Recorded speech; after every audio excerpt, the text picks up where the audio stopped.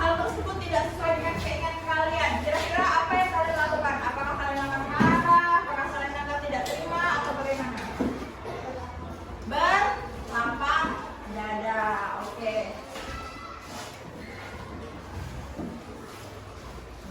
Kita streaming dulu ya.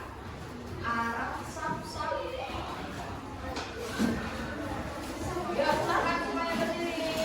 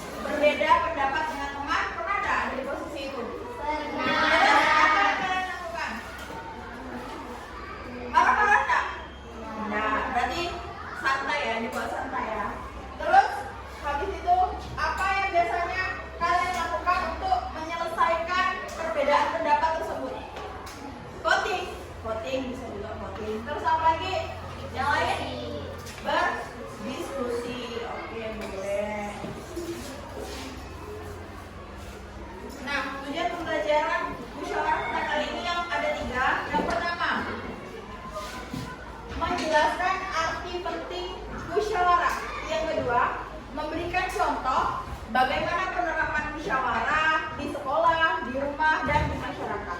Yang ketiga, menunjukkan sikap menghargai dari hasil musyawarah tersebut. Nah, namanya kita musyawarah kan pasti ada perbedaan pendapat. Terus kalian tuh belajar, oh gimana sih cara menghargai perbedaan pendapat dari teman kita. Kan tidak selalu apa yang kita ungkapkan harus kita lakukan. Apa pendapat kita tidak selalu orang-orang harus setuju. Kan hal itu harus harus didiskusikan mana yang terbaik. Semua pendapat pasti baik, tapi itu harus ada jangka panjangnya. Nah, apa sih musyawarah itu? Musyawarah adalah cara untuk menyelesaikan masalah atau mengambil keputusan bersama dengan berbicara dan mendengarkan pendapat semua pihak. Pasti yang namanya musyawarah itu seperti kalian di dalam rumah keluarga, ada ayah, ada ibu, ada kakak atau adik. Nah, jadi ini untuk mendengarkan semua pendapat. Pasti di setiap orang itu ingin menyampaikan pendapat. Nah, jadi hal itu harus didengar, baik atau tidaknya nanti kita selesaikan dengan cara berbicara. Ciri-ciri musyawarah di sini ada apa? Yang pertama, musyawarah dilakukan dengan sikap tenang. Yang kedua, mendengarkan pendapat orang lain. Yang ketiga, mengemukakan pendapat dengan sopan. Pasti kalian kalau misalnya mau berpendapat kan nggak mungkin karena saya mau itu langsung motong pembicaraan. Pak izin saya berbicara ini. Jadi disampaikan dengan sopan, dengan tutur bahasa yang halus dan mudah dipahami. Jangan terlalu menggelegar nanti orang takut lihatnya. Yang keempat, menerima hasil bersama. Baik itu setuju atau tidak setuju, kalau sudah ditentukan hasilnya berarti itu yang harus dijalankan. Selanjutnya, tujuan musyawarah. Nah, di setiap kesempatan pasti ada tujuan. Nah, tujuan musyawarah itu adalah mencari kesepakatan yang adil, bermanfaat, dan dapat diterima oleh semua pihak. Jadi tidak ada nanti setelah habis musyawarah, aku tadi tidak setuju ini. Semua harus sudah bisa terima. Maka dari itu musyawarah itu adalah mencari kesepakatan yang adil. Semua harus terima dan bermanfaat untuk semuanya dan dapat diterima juga. Ini tadi apa? Tujuan musyawarah. Ada berapa? Tujuannya untuk kesepakatan. Habis itu yang adil, bermanfaat, dan dapat diterima oleh semua pihak. Pihak itu pihak siapa? Pihak yang ikut bermusyawarah di situ. Misalnya dalam masyarakat, dalam masyarakat. Misalnya kalian di dalam kelas. Nah, jadi kalian semua yang ada di dalam kelas ini sudah harus bisa menerima kesepakatan dari hasil musyawarah tersebut. Pentingnya musyawarah. Musyawarah penting agar kita tidak merugikan orang lain dan menumbuhkan rasa kebersamaan dan memperkuat persatuan.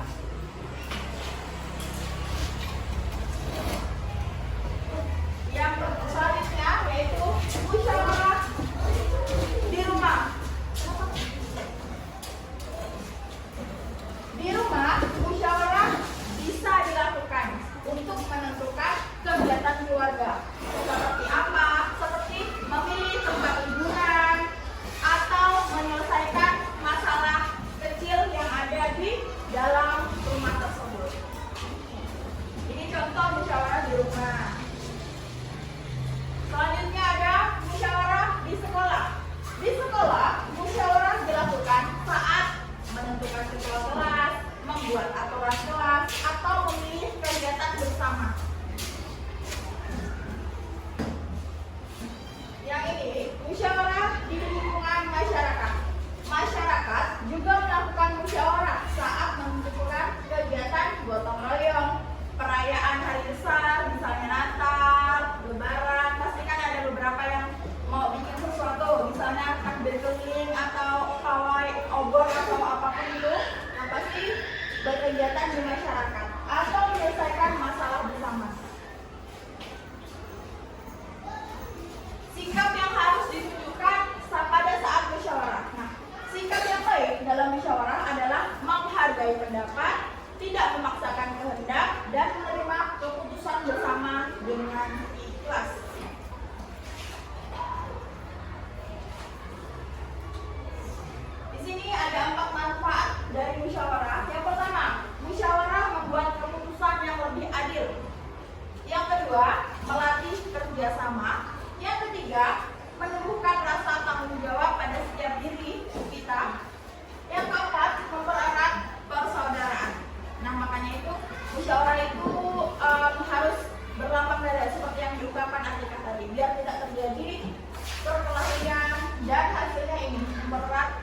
darat.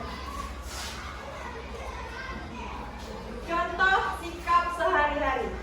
Contohnya, mendengarkan teman, memberikan saran dengan sopan, dan menerima hasil dengan berlapang dada.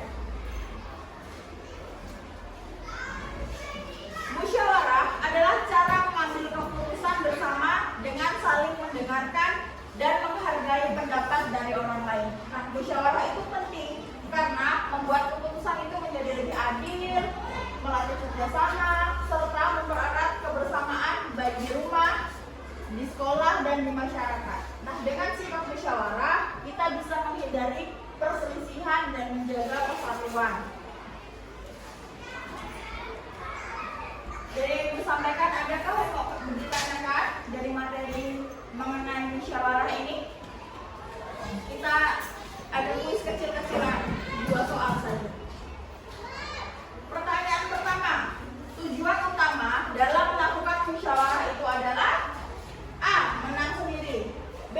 Mencari kesepakatan, C. Membuat orang lain kalah. Apa menurut kalian? B. Apa itu? Mencari kesepakatan bersama. Kita lihat jawabannya ya, betul atau tidak. Jawabannya betul. Tujuan utama dalam melaksanakan musyawarah adalah mencari kesepakatan bersama. Quiz kedua, jika keputusan diambil tanpa musyawarah, akibatnya adalah A. Semua orang senang, B. Tidak ada yang dirugikan, C. Bisa menimbulkan perselisihan. C. Apa itu? Bisa menimbulkan perselisihan. Kita lihat jawabannya.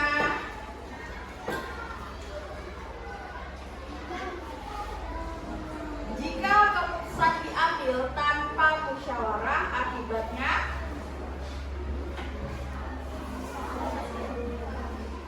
tidak ada yang dirugikan.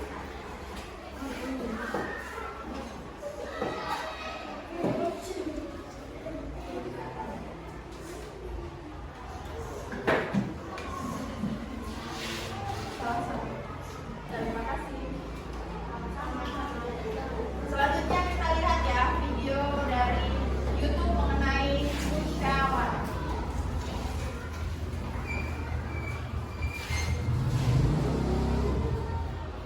Bagaimana proses musyawarah dan apa itu musyawarah?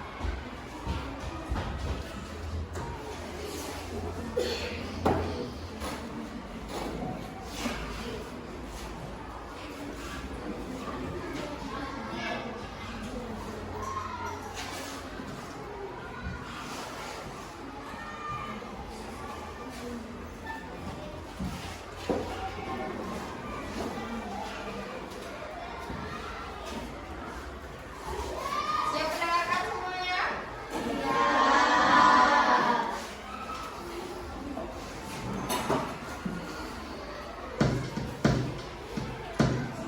Belajar bermusyawarah. Hai teman kece, bagaimana proses pemilihan ketua kelas di kelas kalian? Misalkan, ada teman-teman yang menganggap Budi cocok menjadi ketua kelas karena ia adalah yang paling pintar. Namun, ada juga yang menganggap Andi lebih cocok jadi ketua kelas karena ia anak paling baik. Apakah kalian lalu melakukan voting?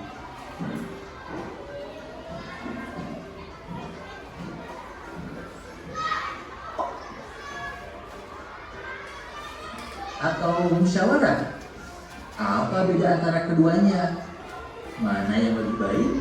Yuk kita simak penjelasan di video ini. Kita mulai dengan musyawarah ya. Apa itu musyawarah? Musyawarah adalah proses diskusi atau perundingan bersama untuk mencapai keputusan atau kesepakatan yang terbaik bagi semua pihak. Kalian pasti ingat bunyi sila keempat Pancasila. Ya, kerakyatan yang dipimpin oleh hikmat kebijaksanaan dalam permusyawaratan perwakilan. Dalam sila ini ternyata terkandung makna musyawarah untuk mufakat yang menjadi salah satu ciri bangsa Indonesia dalam mengambil keputusan.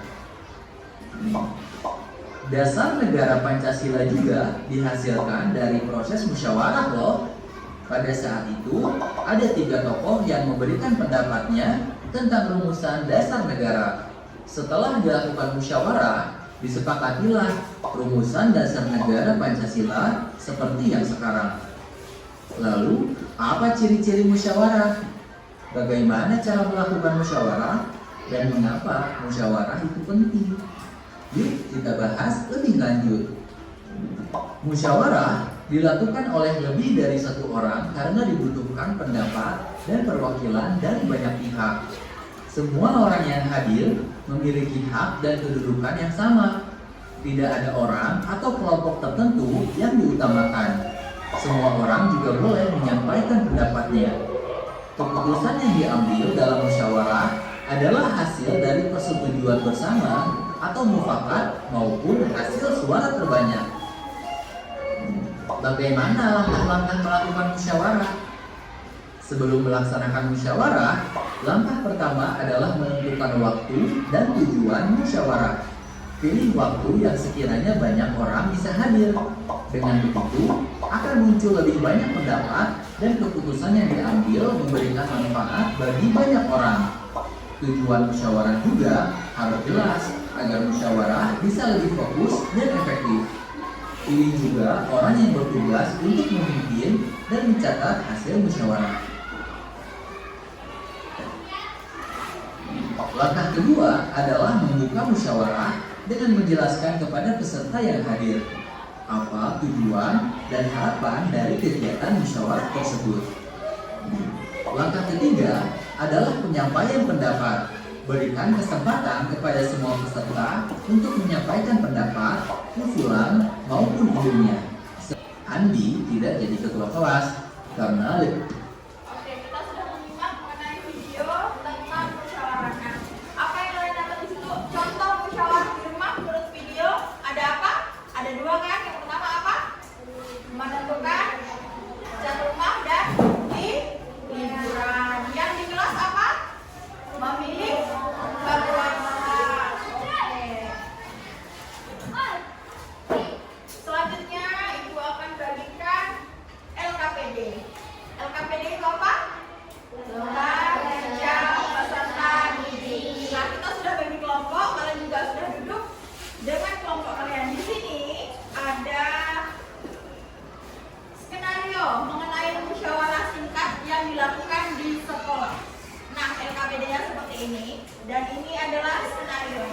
Nah, jadi yang pertama itu tentukan topik musyawarahnya. Habis itu kalian isi, jangan lupa ya nama kelompok dan kelasnya. Terus soal kedua, siapa